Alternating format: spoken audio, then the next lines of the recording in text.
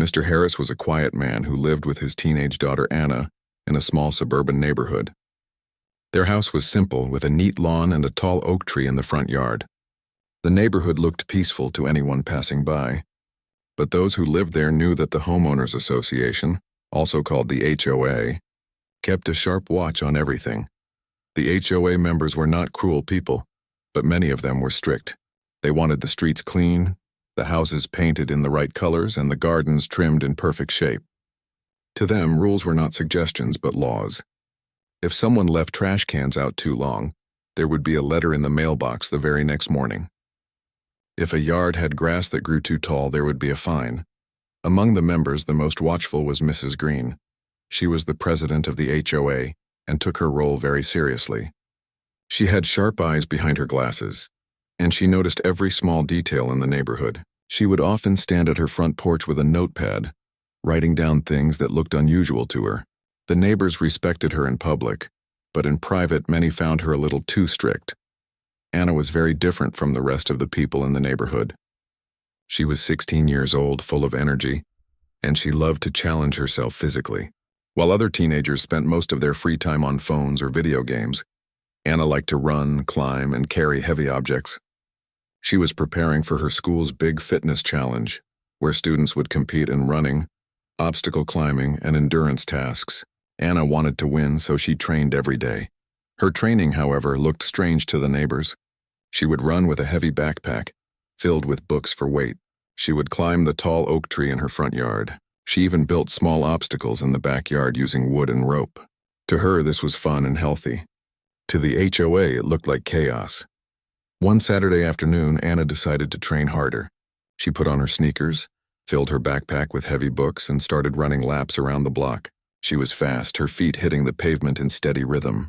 Sweat ran down her face, but her eyes shone with determination. As she ran past Mrs. Green's house, the woman's eyes followed her. Mrs. Green narrowed her gaze and adjusted her glasses.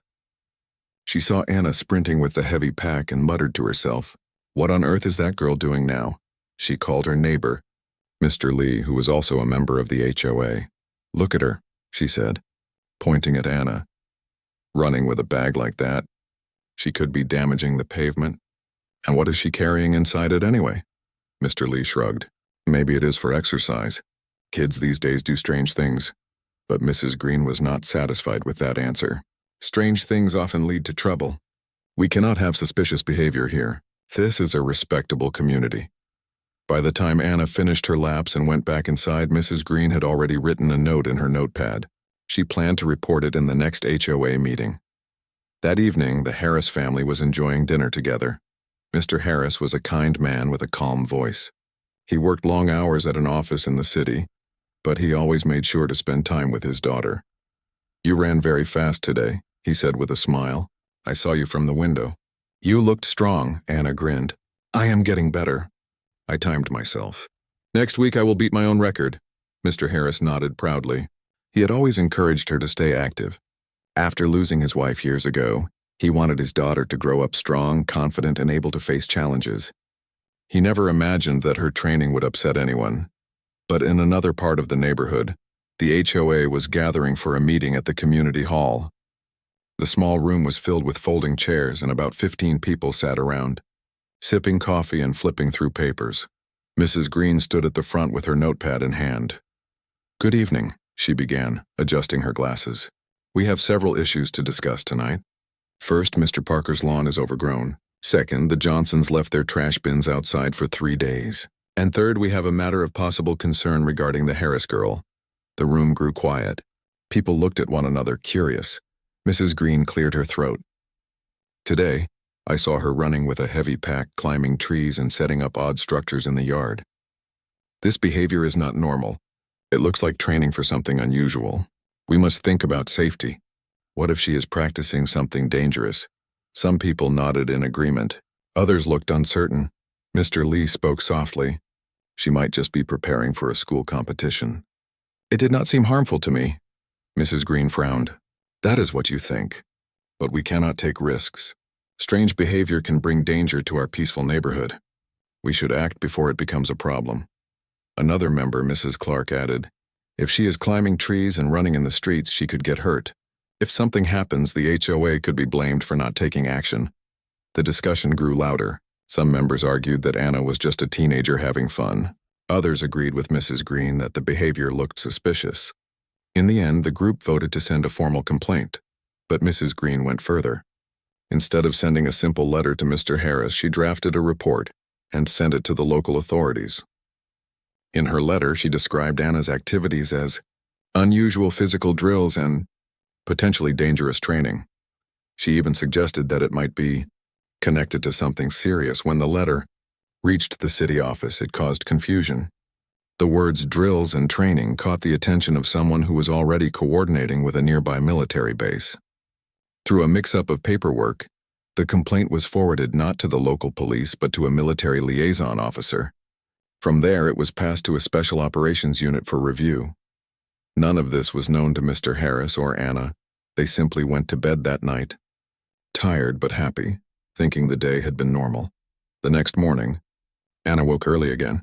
She strapped on her backpack and stepped outside. The air was fresh and the sun was rising over the rooftops.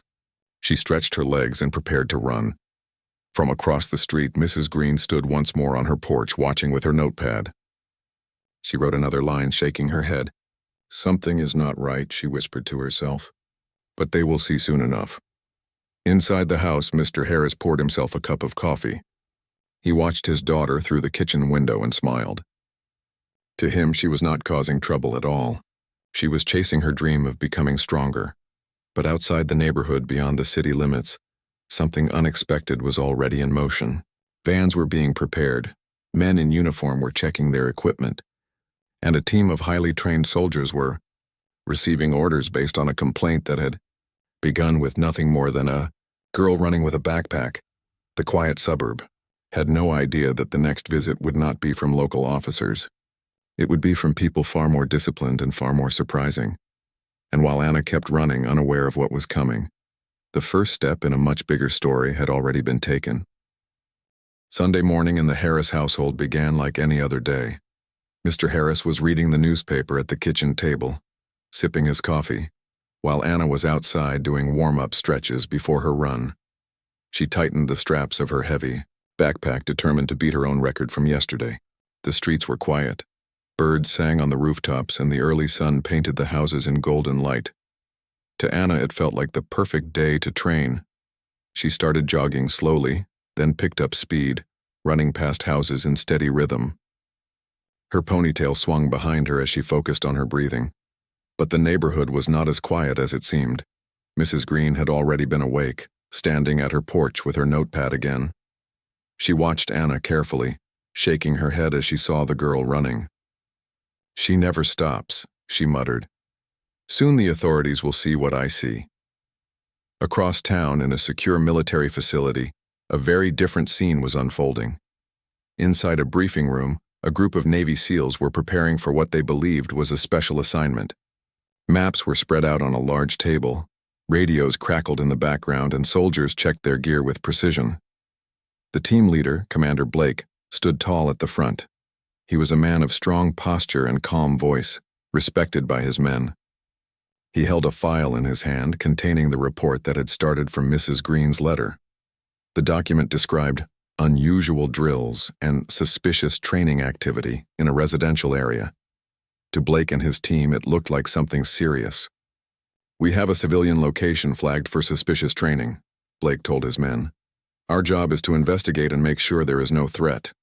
We keep it quiet. We keep it professional." The men nodded. They trusted their commander.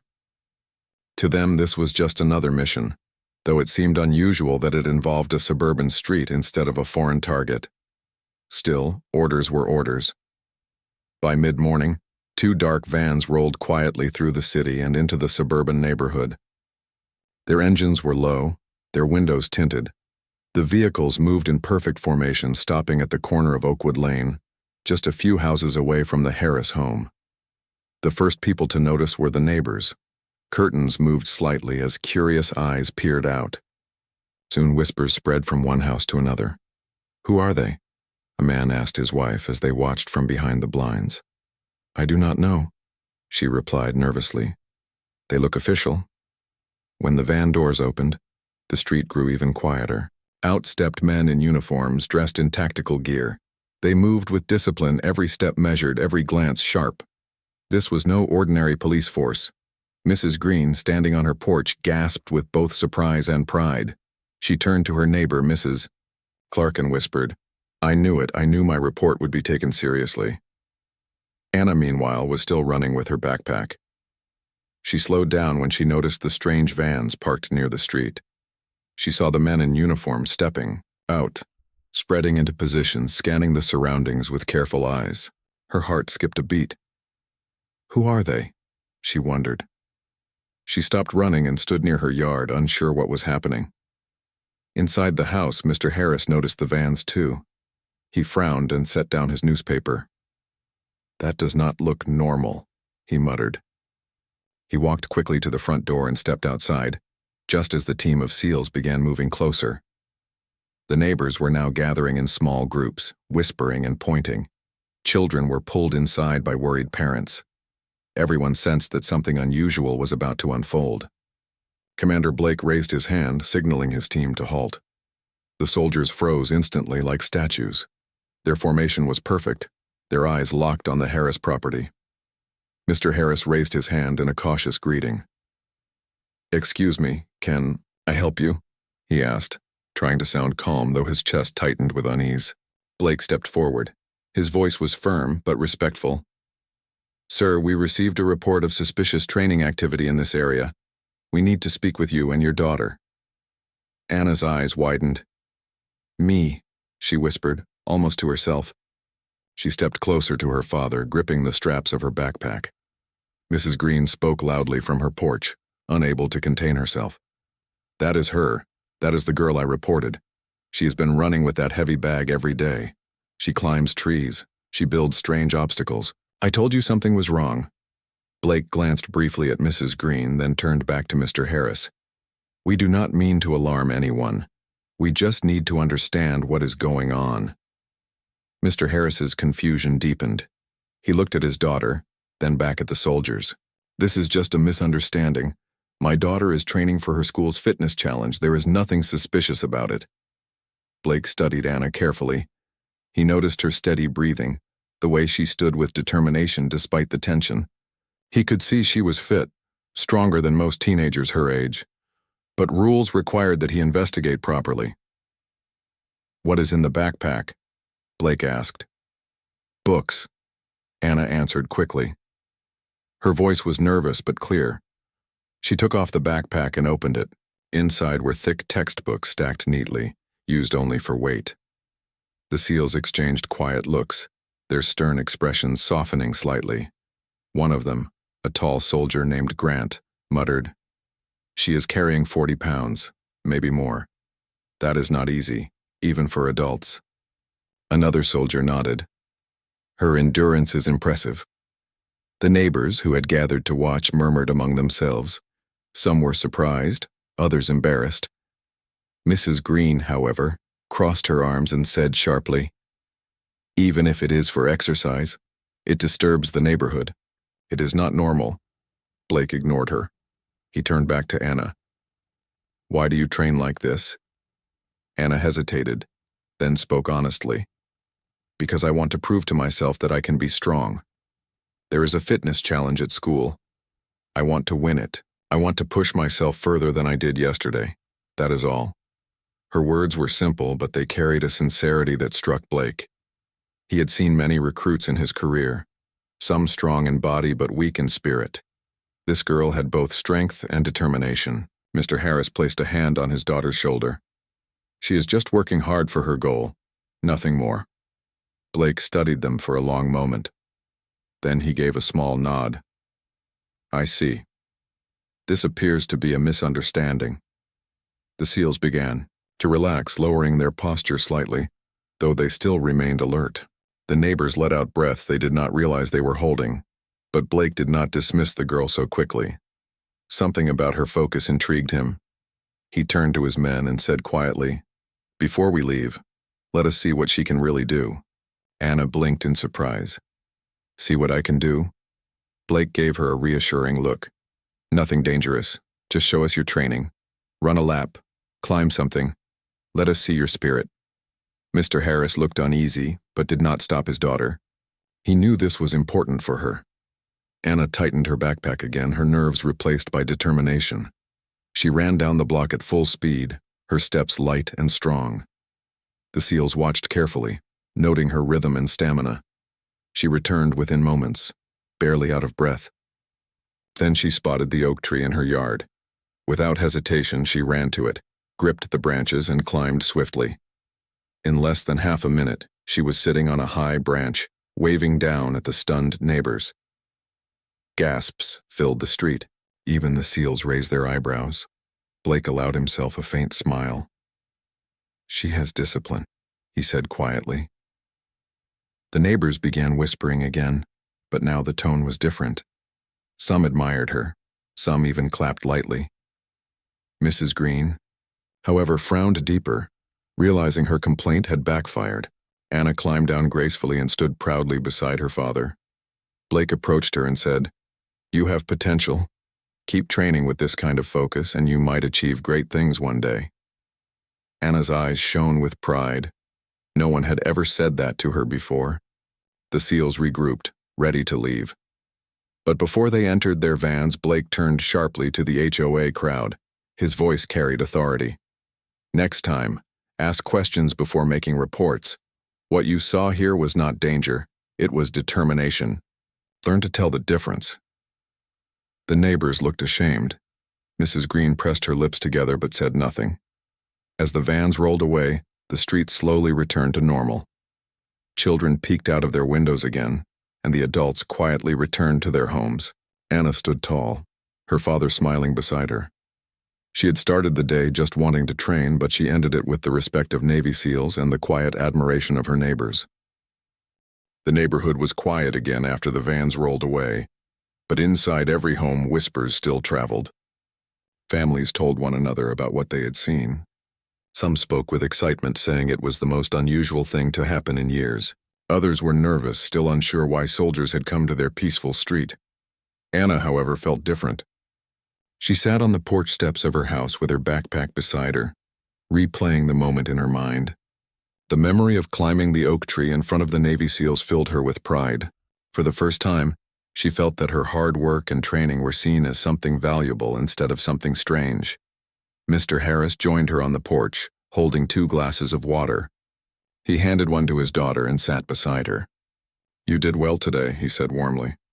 "You stayed calm even when everyone else was confused." Anna took a sip and nodded. "I was scared at first, Dad. When they stepped out of those vans, I thought I was in trouble. But when Commander Blake asked me to show my training, I felt ready. It was like all my practice finally meant something." Her father smiled. "That is what training does. It prepares you for unexpected moments. I am proud of you." While father and daughter shared this quiet moment, the HOA members were meeting again. Mrs. Green sat stiffly in her chair, her face tense with frustration. She had expected praise for her complaint, but instead, the SEALs had praised Anna. She tapped her pen against the table as she spoke to the group. "This does not change the fact that her behavior is unusual," she insisted. "Children should not be running with heavy packs or climbing trees like wild animals. It is not proper for this neighborhood." Some members shifted uncomfortably. Mrs. Clark spoke carefully. "But the soldier said she has discipline. Maybe we were too quick to judge." Mr. Lee nodded. "She is not hurting anyone. Maybe we should let her be." Mrs. Green frowned even deeper.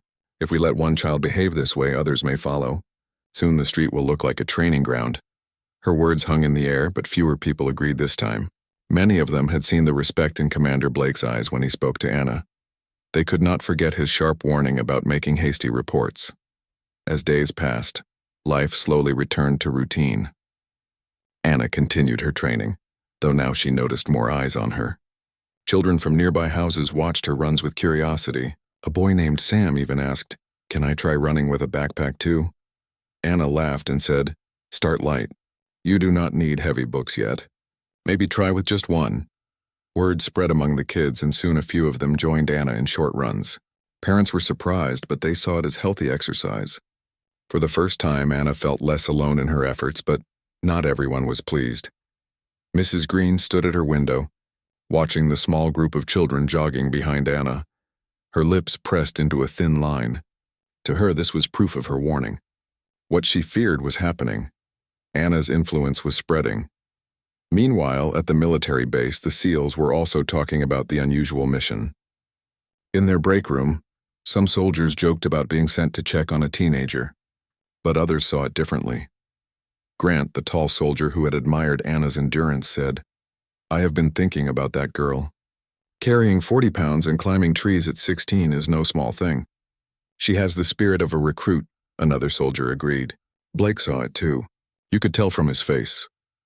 Commander Blake, though quiet, was indeed thinking about Anna. He had led countless missions in his career, yet something about that afternoon stayed with him. The determination in the girl's eyes reminded him of young trainees who pushed themselves beyond limits. He could not ignore it. One evening, Blake sat in his office reviewing reports. Among the usual mission files, he found the Harris report again. He read it carefully, this time not as a complaint but as a description of raw potential. He leaned back in his chair, thoughtful.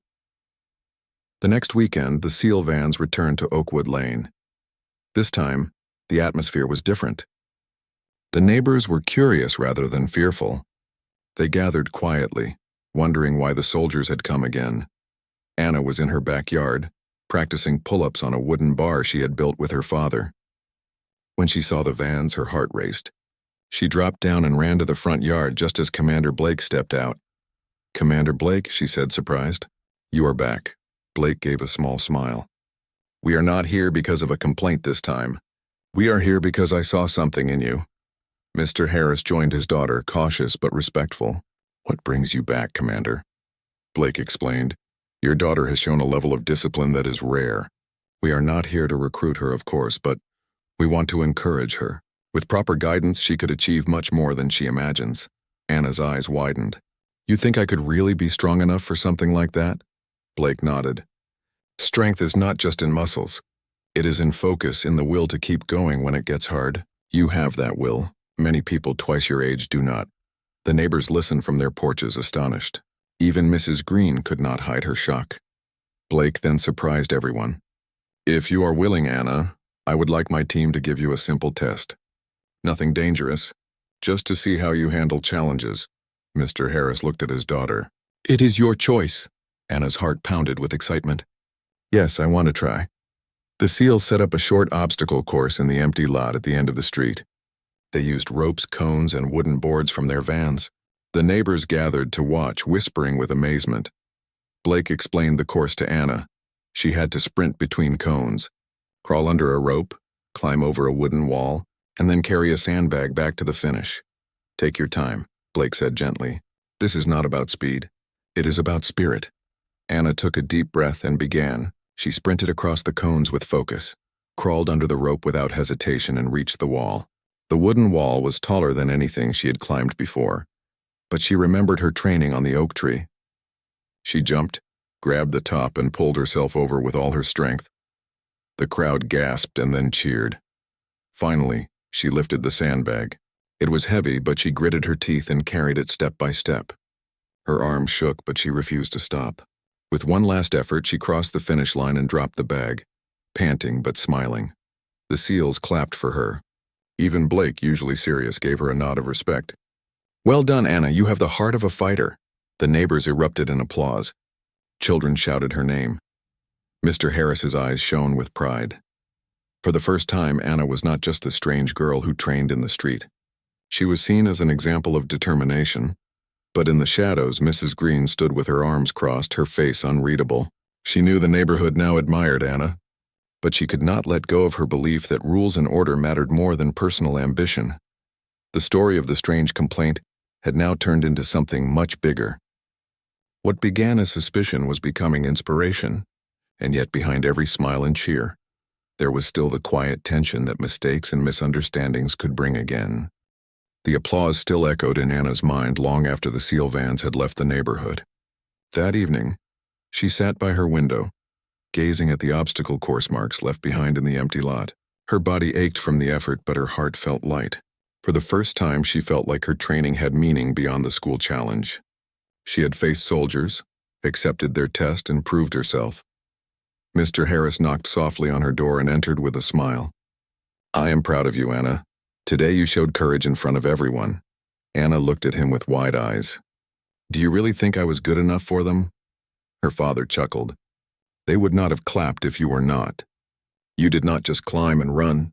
You showed them your spirit. She smiled, but deep inside, she wondered if she could push herself further. While Anna dreamed of challenges, the HOA had its own discussions. Mrs. Green called another meeting at the community hall. Her voice was sharp as she addressed the group. This cannot continue. Today the soldiers turned our street into a training ground. Children were running, neighbors were cheering, and now people are treating this as entertainment. This is not how a respectable neighborhood should look. Mr. Lee raised his hand. With respect, Mrs. Green, it was inspiring. The children were safe and Anna proved herself strong. I do not see harm in that. Several members nodded in agreement. Even Mrs. Clark, who often supported Mrs. Green, said, "The commander himself said we should ask questions before judging. I think we were wrong to doubt Anna." Mrs. Green's face tightened. She felt her authority slipping. She tapped her notepad and declared, "We will see what the city office thinks about this chaos." But the city office was no longer treating the reports as serious threats. After the first misunderstanding, they now knew the truth. Still, the SEALs had taken an interest, and that interest was only growing. The following Saturday morning, the black vans returned once again. This time, the children of the neighborhood ran outside eagerly, shouting, "They are back." The parents followed, curious and excited. Anna was stretching in her yard when she heard the familiar engines. Her heart leapt. She rushed to the street and saw Commander Blake leading his men. He looked calm as always, but there was a glint of approval in his eyes. "Anna," he said, "are you ready for something harder?" Her chest tightened with both nerves and excitement. "Yes, sir." Mr. Harris stepped forward, cautious. "What do you mean by harder?" Blake explained. "Last time we gave her a simple test. This time we want to challenge her endurance and teamwork. It will not be dangerous, but it will be more demanding." Anna looked at her father, silently asking for permission. Mr. Harris studied her determined face, then gave a slow nod. "If you want to do it, go ahead. Just be careful." The SEALs set up a new course in the open field behind the houses. It was larger than before, with more obstacles. Wooden walls stood taller, ropes stretched longer, and sandbags were heavier. The neighbors gathered once again, filling the edges of the field. Blake explained the rules. "You will run the course carrying this sandbag. You must crawl under the ropes, climb the wall, cross the balance beam, and return here without dropping it. Take your time. Focus on steady effort." Anna took a deep breath and lifted the sandbag. It was heavier than the one before, but she refused to show weakness. She started running, her arms wrapped tightly around the load. The crowd fell silent as she crawled under the ropes, the sandbag pressing against her chest. Dust clung to her clothes, but she kept moving. Next came the wooden wall. It towered above her, higher than the oak tree she climbed daily. She paused, staring up at it.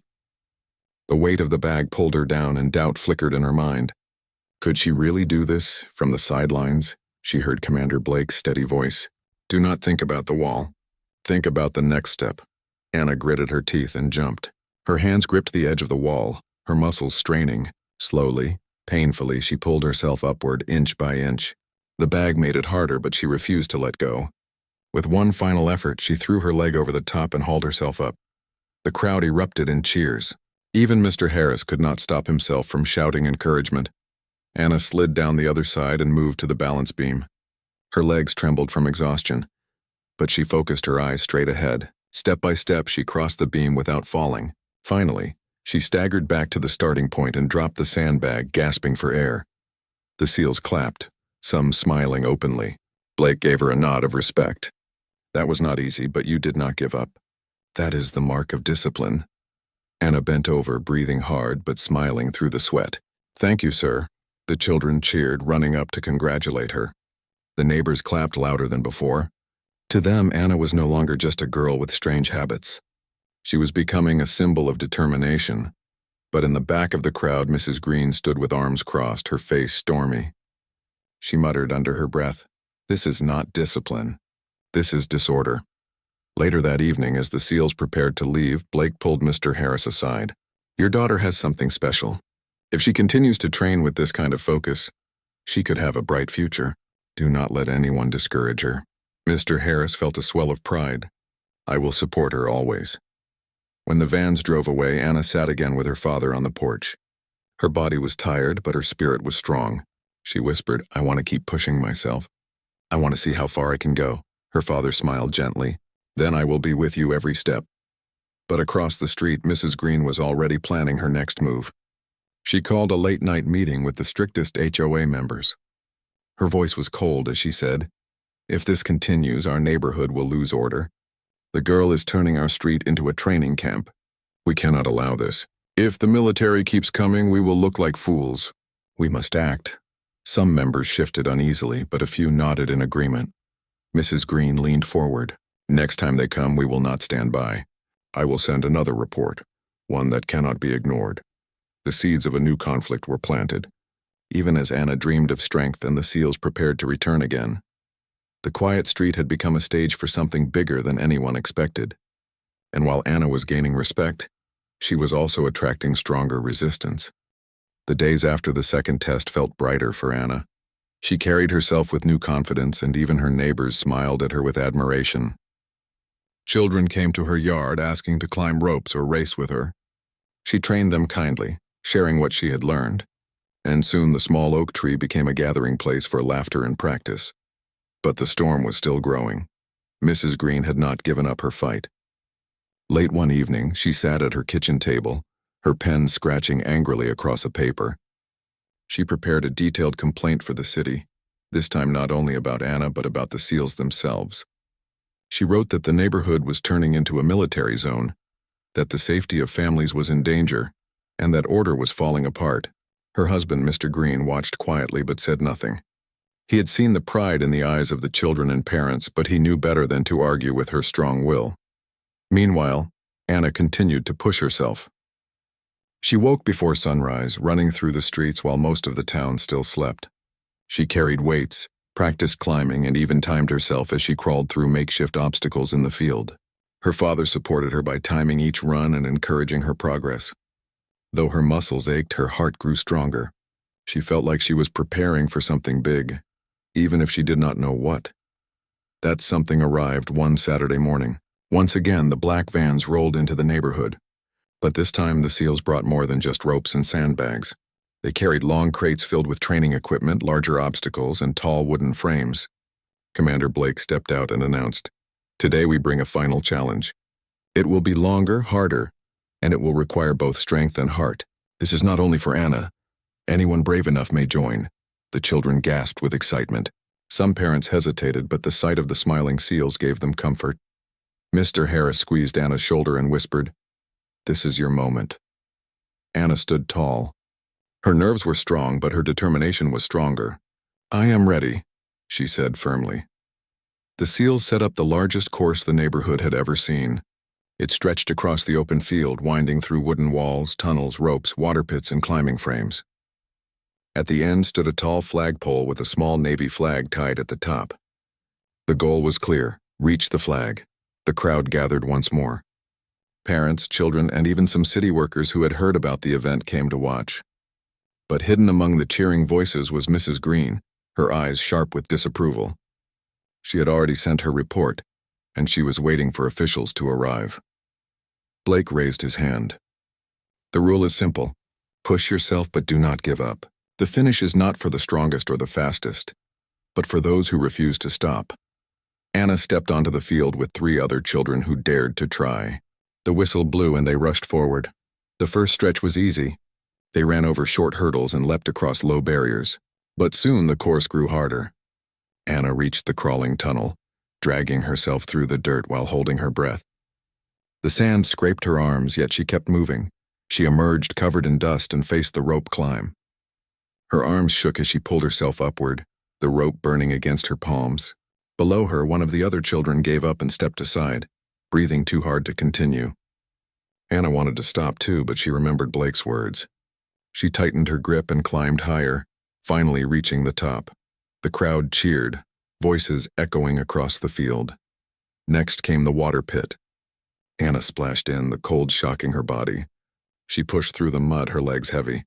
Each step felt like dragging stone, but she pressed on. She could hear her father's voice calling her name. urging her not to quit. At last she pulled herself out of the pit and faced the final frame, a high net that leaned toward the sky. She had to climb it like a ladder, each step harder than the last. Her muscles screamed in protest, but her spirit burned. Hand over hand, she rose higher until she stood at the top. The flagpole waited just ahead. Anna jumped down, her knees shaking, and ran the last stretch. She grabbed the pole and began to climb. The flag fluttered above her, teasing in the wind. She reached, slipped, then caught herself again. The crowd held its breath. With one final push, Anna stretched her hand and grasped the flag. She pulled it free and held it high. The field erupted in cheers. Children shouted her name, parents clapped, and even the city workers smiled with pride. Blake and his men saluted her, a gesture that filled Anna's eyes with tears. But in that same moment, sirens wailed in the distance. 2 police cars pulled into the neighborhood, lights flashing. Mrs. Green stepped forward quickly, pointing at the field. "There, you see, this is what I warned about. Military exercises in a family community." The cheering faded into nervous silence. The officers stepped out, looking at the crowd. One of them asked, "Who is in charge here?" Commander Blake walked calmly toward them. "I am, and I can assure you this is only training for discipline and courage. No one here is in danger." The officer looked around. He saw children smiling, parents clapping, and Anna standing proudly with the flag. He frowned slightly, then said, "We had complaints about safety, but this does not look unsafe to me." Mrs. Green protested loudly. "They are turning our street into a camp. It is disorderly and dangerous." But before the officer could respond, Mr. Harris spoke. His voice was steady but strong. "No, officer. My daughter is not dangerous. She is dedicated. These men did not harm us. They taught us discipline and courage. Look at the faces of these children. Do they look harmed to you?" The neighbors shouted in agreement. "No, they look inspired," cried Mrs. Clark. "We should thank Anna, not punish her." Even Mr. Green, who had stayed silent before, finally stepped forward. "I may not agree with everything, but I cannot deny the truth. The girl has changed this place. She brought us together." The officers exchanged a look, then nodded. "We will write our report as clear as we see it. There is no violation here, only community." They returned to their cars, leaving the crowd relieved. Mrs. Green stood frozen, her face pale with anger. For the first time, her authority meant little. The neighbors no longer followed her lead. She walked away quietly, defeated. Meanwhile, the SEALs gathered around Anna. Blake placed a hand on her shoulder. "You showed heart today. That is something no rule, no complaint, and no obstacle can take away. Whatever path you choose in life, remember this moment." Anna held the flag close, her heart swelling with pride. She looked at her father, who smiled through tears. "I did it, Papa," she whispered. "You did more than that," Mr. Harris replied. "You proved who you are." The sun set slowly over the neighborhood, painting the sky in shades of gold. The children still laughed, running across the field, while the parents talked with new warmth in their voices. Anna sat with the flag in her lap, the cheers still echoing in her ears. She had started as the girl who climbed trees and worried the neighbors. Now she stood as a symbol of courage, her name carried not with doubt but with respect. The SEALs saluted one last time before their vans rolled away, but Anna knew their message would stay forever. The neighborhood had changed. The fear had turned into pride, and Anna, the girl who had once been misunderstood, had led them all to discover the strength within themselves.